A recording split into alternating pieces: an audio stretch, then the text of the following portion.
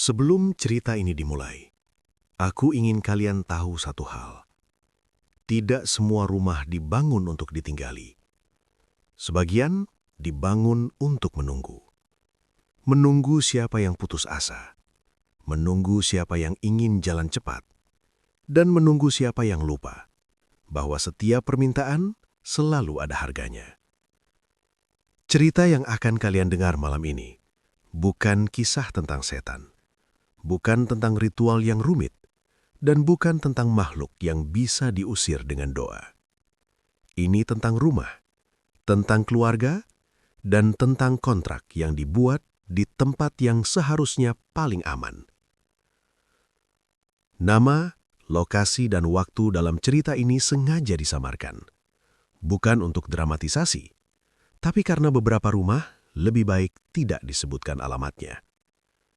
Dengarkan dengan lampu redup, gunakan headset, dan jika nanti kalian mendengar suara aneh dari rumah sendiri, pastikan dulu itu benar-benar berasal dari luar cerita ini. Sekarang, kita mulai. Aku tinggal di rumah nomor 17 sejak kecil. Rumah itu berhadapan langsung dengan rumah nomor 16, rumah yang dulu paling biasa di kompleks ini. Tapi kemudian menjadi rumah yang paling ingin dihindari semua orang. Tahun 1996, kompleks kami masih sepi. Jalanan belum diaspal sempurna, malam hari gelap, dan suara jangkrik jadi teman tidur. Rumah nomor 16 dihuni keluarga Pak Dharma, istrinya Bu Ratna, dan dua saudara kandungnya yang ikut tinggal bersama. Adiknya Rudi dan kakaknya Sri. Mereka bukan keluarga kaya. Pak Dharma hanya karyawan gudang. Rudi pengangguran. Mbak Sri jualan kue keliling. Hidup mereka ya pas-pasan. Sampai suatu hari, semuanya berubah. Perubahan itu tidak langsung terlihat besar. Awalnya hanya renovasi kecil. Pagar dicat hitam, pintu diganti kayu jati. Lalu Pak Dharma berhenti kerja. Katanya mau fokus usaha. Masalahnya usaha apa? Tidak ada yang tahu. Setiap kali ditanya, Pak Dharma hanya tersenyum. Doakan saja. Sebulan kemudian, mobil pick-up datang ke rumah itu hampir tiap hari. Barang keluar masuk malam hari, kadang dini hari. Lampu rumah nomor 16 sering menyala sampai subuh.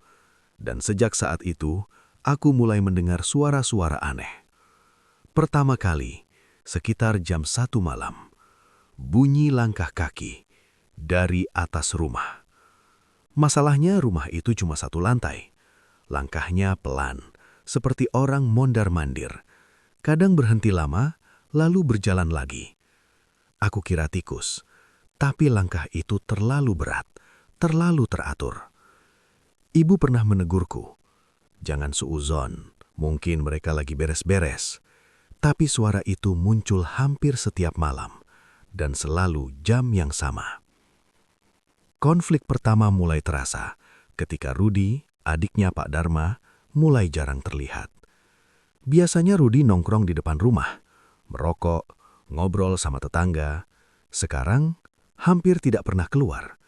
Kalaupun keluar, wajahnya pucat, matanya cekung, jalannya seperti orang kurang tidur berhari-hari. Suatu sore aku memberanikan diri menyapa, "Mas Rudi, lama nggak kelihatan?" Dia menatapku lama, terlalu lama, lalu berkata pelan, "Kalau kamu dengar suara dari rumah kami, jangan ditanya."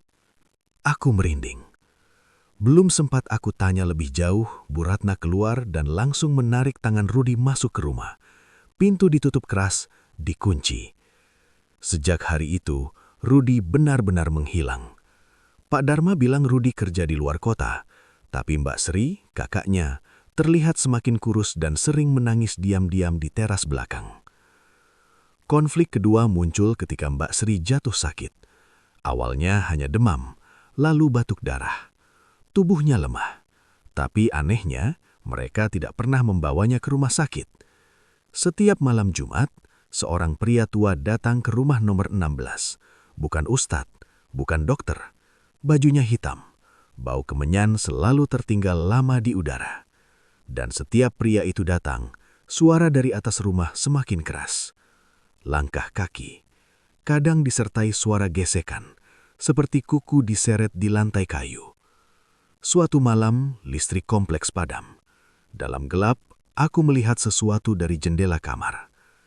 Cahaya lilin dari rumah nomor 16, banyak sekali, disusun melingkar, dan di tengahnya, bayangan seseorang berlutut.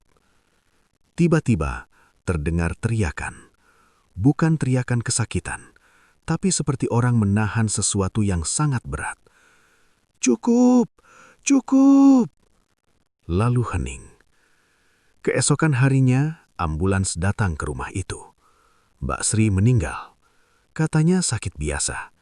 Tapi yang membuat warga curiga, jenazahnya langsung dimakamkan hari itu juga. Tidak disemayamkan, tidak dibuka untuk dilihat. Pak Darma terlihat bukan sedih. Wajahnya datar. Dan 3 hari setelah kematian Mbak Sri, usaha Pak Darma meledak. Gudang baru, truk besar, karyawan belasan orang, uang seperti tidak habis, rumah direnovasi besar-besaran. Tapi sejak itu, suara dari atas rumah berubah. Bukan langkah kaki lagi. Kadang seperti orang berbisik, kadang seperti tangisan terhantam. Dan yang paling mengganggu, bau anyir seperti darah setiap malam Jumat.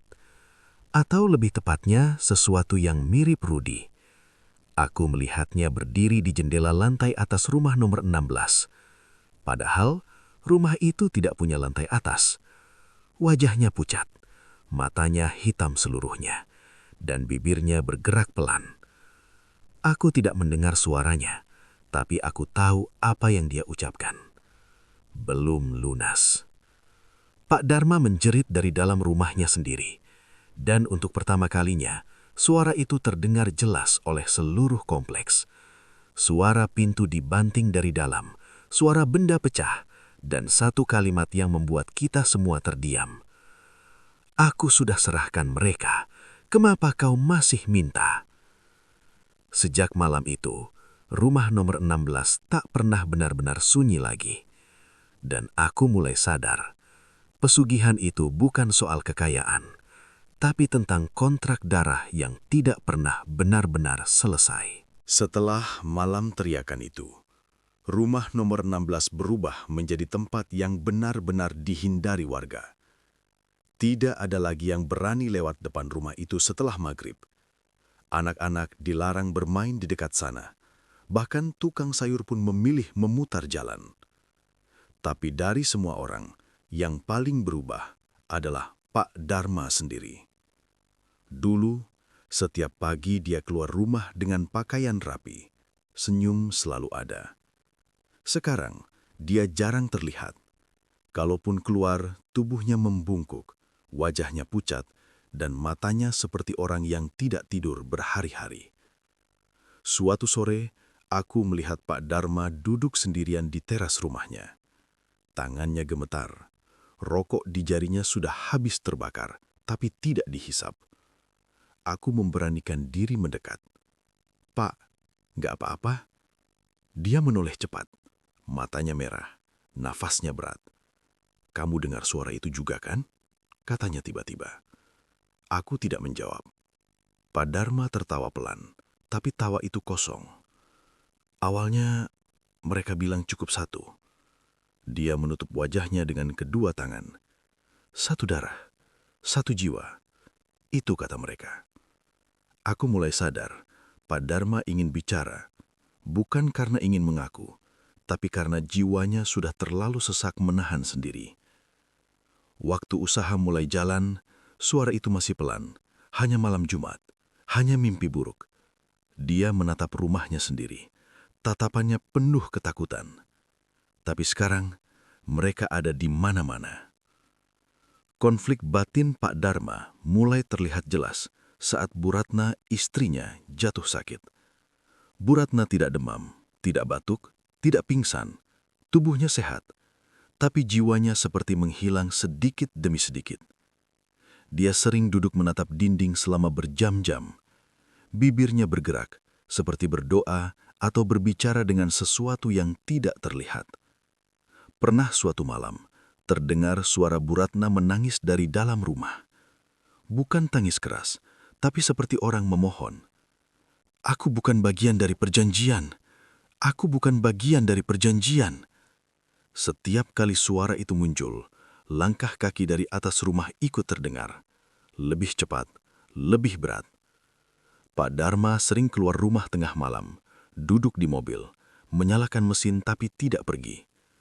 Aku pernah melihatnya memukul setir sambil menangis. "Kenapa bukan aku? Kenapa bukan aku saja?" Konflik terbesar Pak Dharma muncul ketika pria tua berbaju hitam itu datang lagi. Tapi kali ini, kedatangannya berbeda. Tidak membawa kemenyan, tidak membawa tas ritual. Dia hanya berdiri di depan pintu, menatap Pak Dharma lama. "Apa yang kamu berikan sudah tidak seimbang," kata pria itu. Pak Dharma berlutut.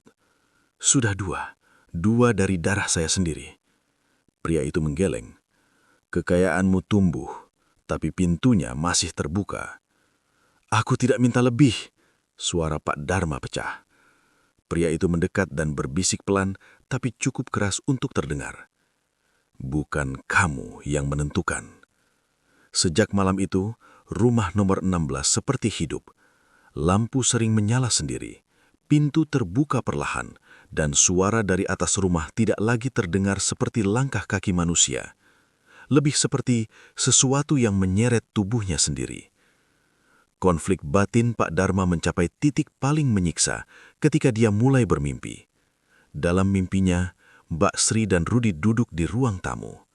Wajah mereka utuh, tidak berdarah, tidak rusak. Tapi mata mereka kosong.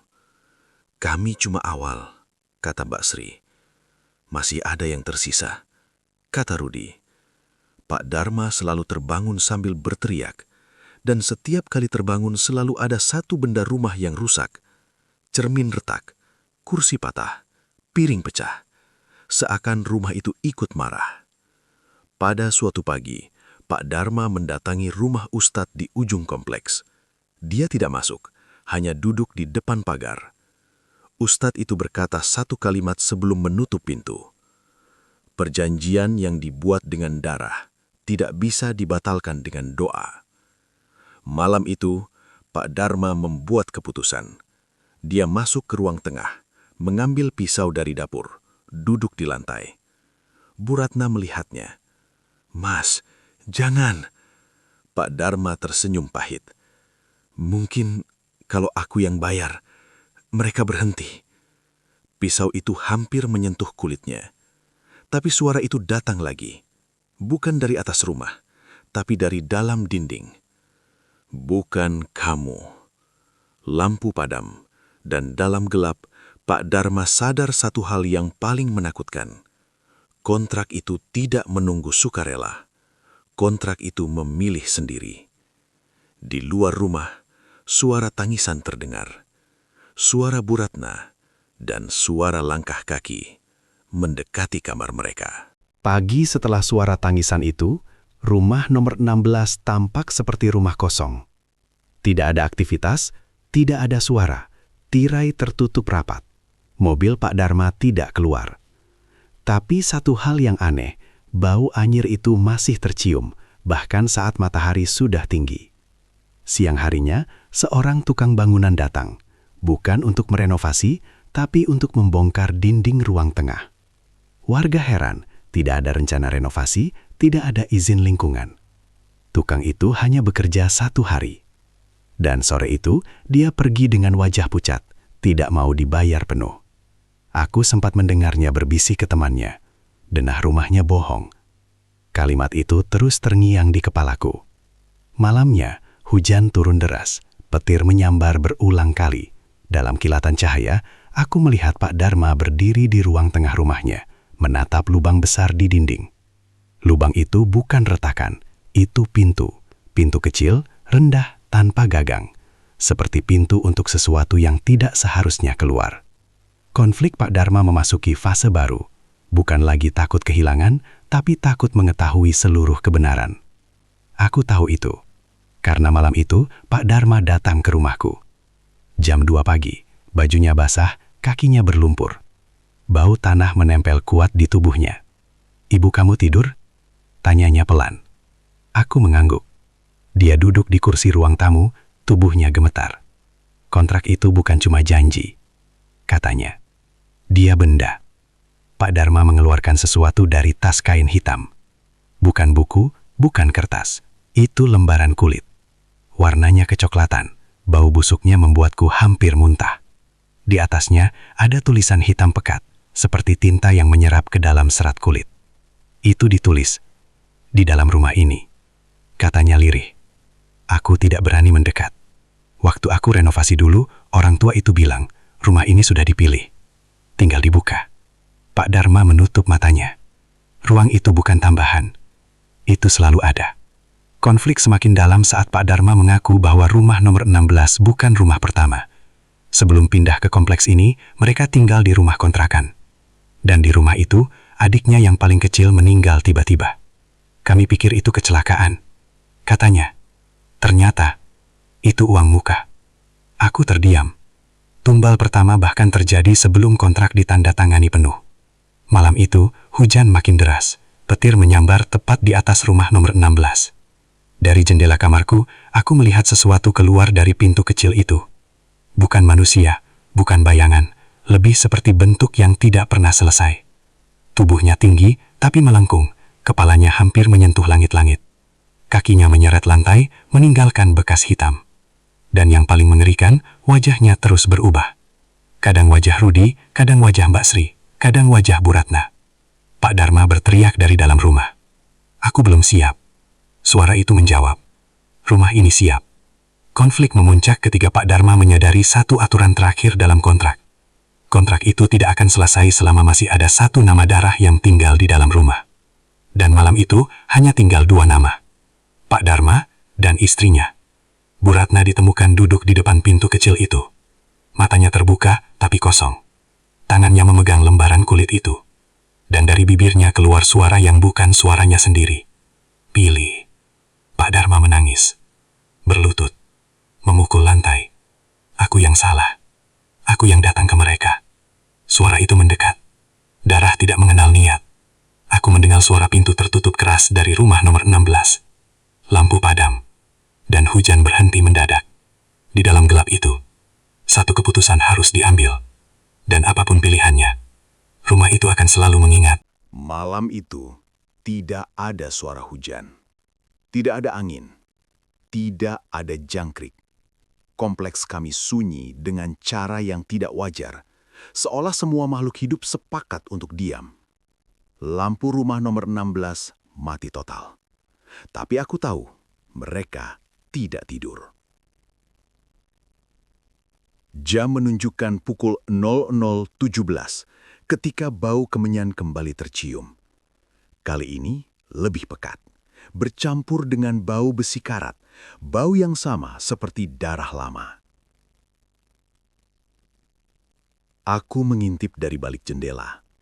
Cahaya lilin muncul satu persatu di dalam rumah nomor 16, bukan di ruang tamu, tapi dari dalam dinding. Pintu kecil itu terbuka, dan Pak Dharma berdiri di depannya. Tubuhnya kurus, wajahnya cekung, tapi matanya penuh tekad yang bercampur putus asa. Di belakangnya, Bu Ratna berdiri diam, tidak menangis, tidak berbicara, tidak berkedip, seperti seseorang yang sedang menunggu giliran. Konflik batin Pak Dharma mencapai titik paling kejam saat suara itu kembali berbicara. Kali ini, jelas, rendah, dan bergema dari seluruh sudut rumah. Waktu hampir habis. Pak Dharma menggenggam pisau di tangannya. Pisau dapur yang sama sejak siang tadi. "Aku sudah memberi 2, katanya dengan suara bergetar. "Ambil aku, hentikan ini." Lilin-lilin bergetar. Bayangan di dinding bergerak tidak sinkron dengan tubuh Pak Dharma. Suara itu tertawa pelan. Kamu belum selesai digunakan. Pak Dharma tersentak. Digunakan. Kata itu menghancurkannya lebih dalam daripada ancaman apapun. Kontrak itu tidak hanya menginginkan nyawa, tapi ingin Pak Dharma tetap hidup, terus bekerja, terus menghasilkan, terus membuka jalan bagi tumbal berikutnya. Bu Ratna melangkah maju satu langkah, dan untuk pertama kalinya malam itu, dia berbicara dengan suara aslinya. "Mas, aku capek."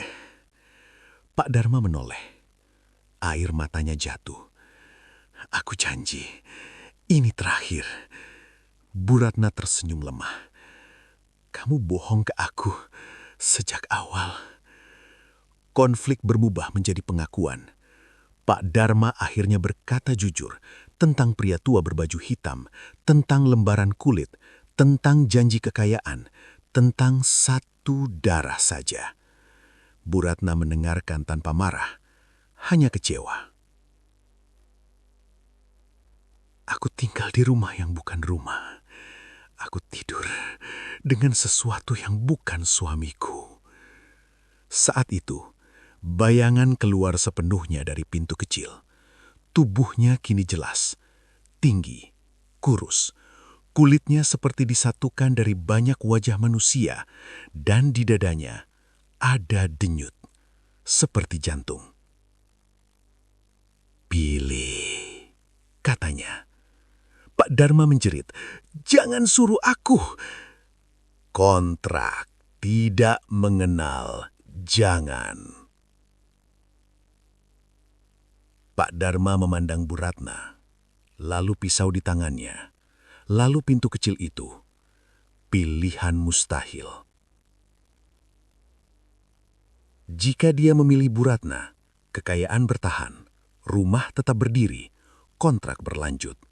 Jika dia memilih dirinya sendiri, kontrak tidak berhenti karena masih ada satu darah yang tersisa di rumah itu. Dan Pak Dharma akhirnya menyadari kebenaran paling kejam. Satu-satunya cara menghentikan kontrak adalah tidak ada lagi darah keluarga yang tinggal di rumah itu. Bu Ratna mengerti lebih dulu. Dia melangkah mundur, mendekati pintu kecil. "Kalau ini rumahnya mereka, aku pergi." Pak Dharma berteriak, berlari, tapi bayangan itu bergerak lebih cepat. Pintu kecil menutup perlahan, bukan dibanting, ditutup seperti pintu kamar tidur. Lampu padam, dan terdengar suara dari dalam dinding. Bukan teriakan, bukan nangisan, tapi suara napas panjang, lalu berhenti. Malam itu, rumah nomor 16 kembali sunyi. Terlalu sunyi. Pagi harinya, Pak Dharma ditemukan duduk di ruang tengah. Hidup, tidak terluka, tidak berdarah, tapi rambutnya memutih seluruhnya dalam satu malam. Dan dari dalam dinding, bau anyir itu hilang. Untuk sementara. Setelah malam itu, Pak Dharma tidak pernah terdengar menangis lagi. Ia juga tidak pernah tertawa. Rumah nomor 16 tetap berdiri megah. Usahanya masih berjalan. Truk keluar masuk. Uang tetap mengalir. Secara kasat mata, kontrak itu seperti sudah selesai. Tapi ada sesuatu yang berubah. Pak Dharma tidak lagi tidur di kamar utama. Ia tidur di ruang tamu, tepat di bawah bekas dinding yang pernah dibongkar.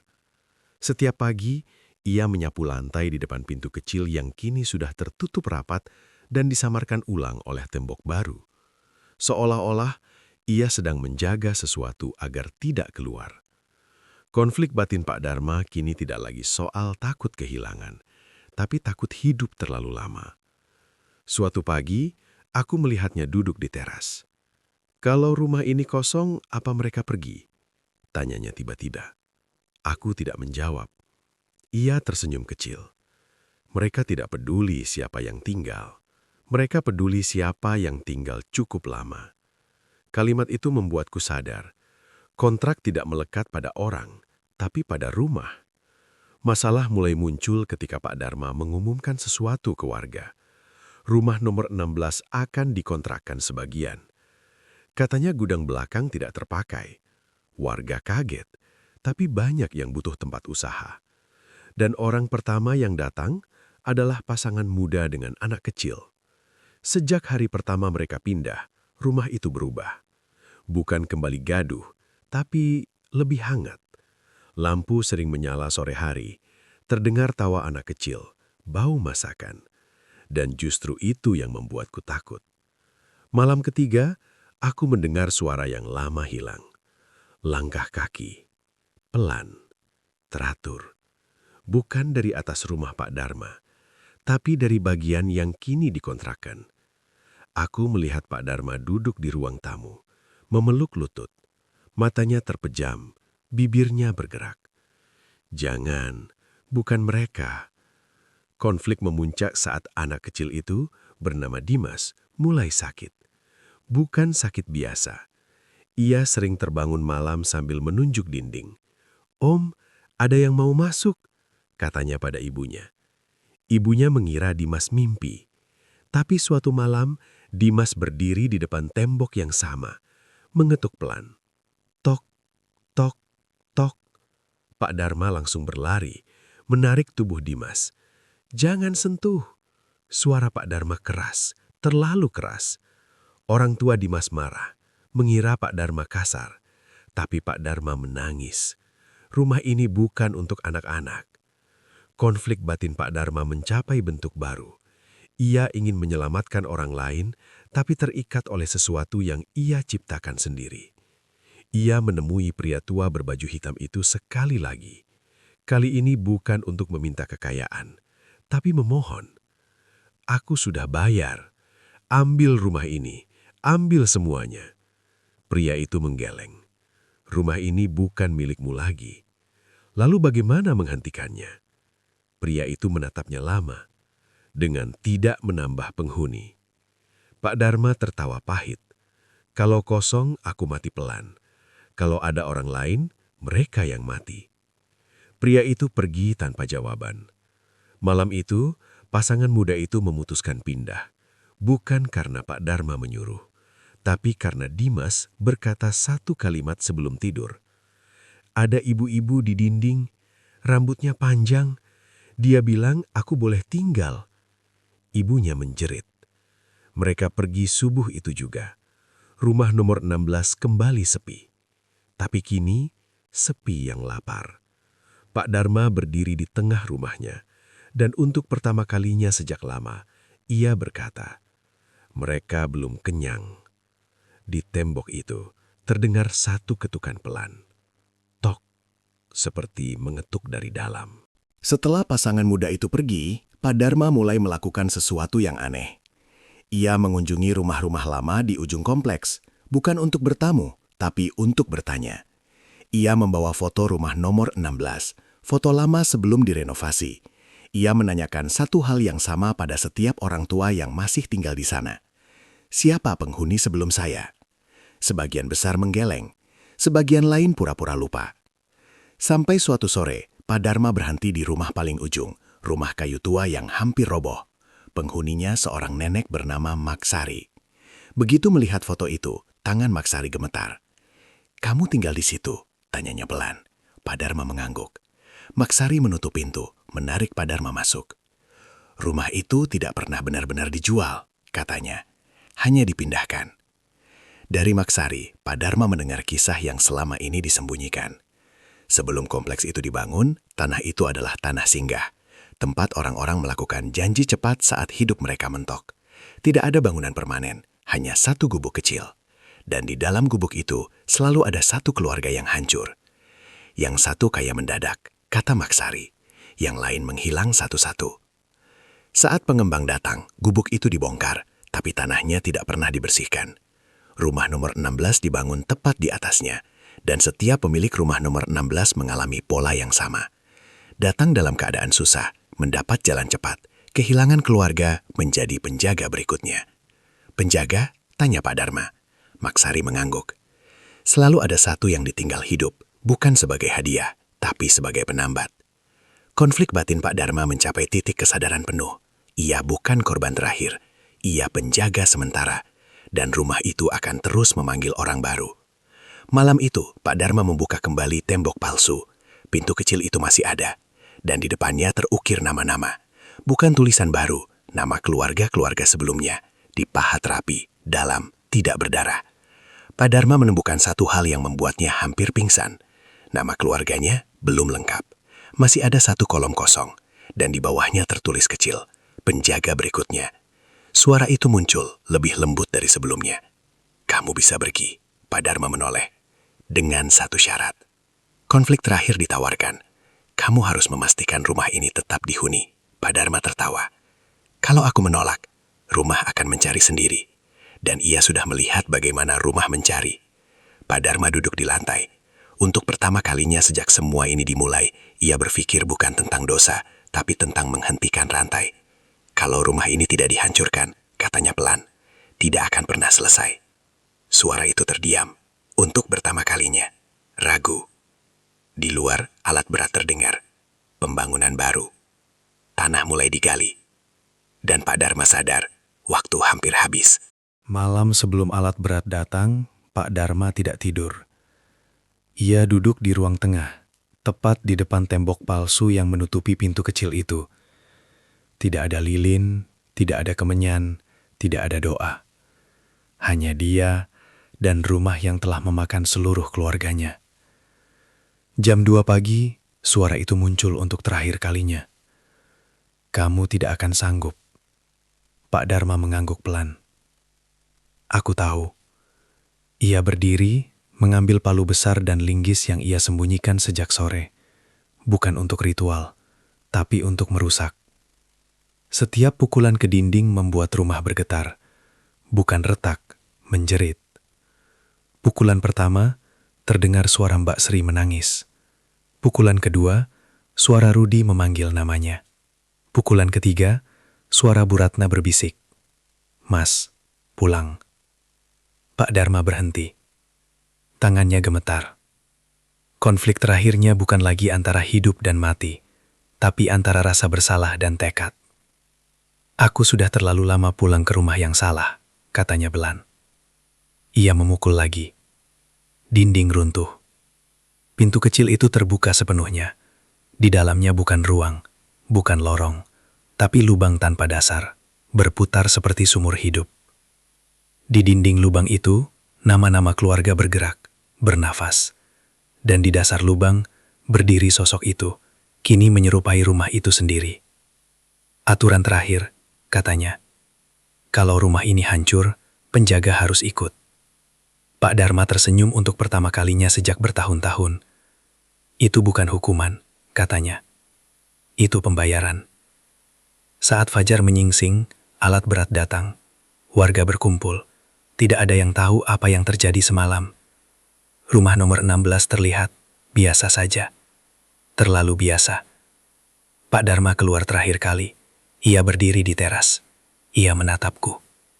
Kalau rumah ini hancur, katanya, jangan bangun apapun di atasnya. Aku ingin bertanya banyak hal, tapi ia sudah berjalan pergi, masuk kembali ke rumah. Mesin alat berat menyala. Benturan pertama menghantam tembok depan, dan seluruh rumah menelan dirinya sendiri. Bukan runtuh keluar, tapi ambruk ke dalam, seperti lubang ditutup paksa. Debu naik tinggi, teriakan terdengar, bukan dari manusia. Dan dalam satu detik yang hening, aku melihat Pak Dharma berdiri di tengah reruntuhan, menatapku. Lalu tanah menutup.